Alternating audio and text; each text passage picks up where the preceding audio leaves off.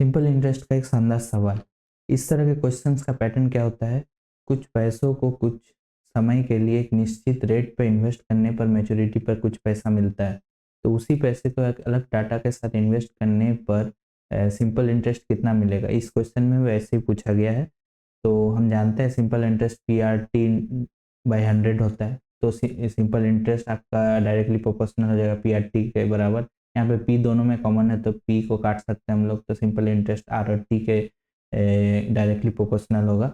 ऐसे ही case one में मतलब पहला डाटा में क्या दिया हुआ है 9.25% और 5.4 ईयर्स में दिया हुआ है, तो इन दोनों को इंटू करेंगे तो आपका आ जाएगा 999/2000। तो यहाँ पे जो 999 आया है ये सिंपल इंटरेस्ट है और 2000 है प्रिंसिपल।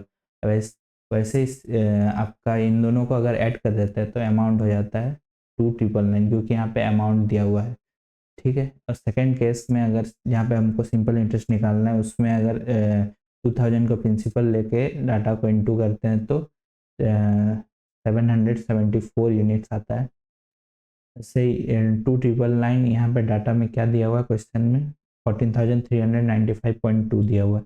तो हम कैसे निकालेंगे? यहाँ पे 4.8 लिखा हुआ, लेकिन कैसे निकला?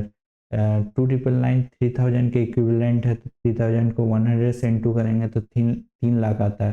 वैसे 50 से इंटू करेंगे तो 1.5 लाख आता है।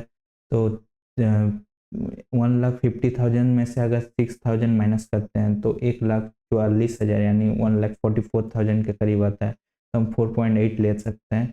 ऐसे ही 774 को 4.8 से अगर इंटू करते हैं तो लास्ट में यूनिट डिजिट को इंटू करते हैं तो 0.2 आता है लास्ट में। सिर्फ एक ही ऑप्शन में 0.2 है लास्ट में, तो इसका आंसर बी हो जाएगा। ऐसा ही एक आसान सवाल, इसका आंसर आप कमेंट सेक्शन में दीजिए।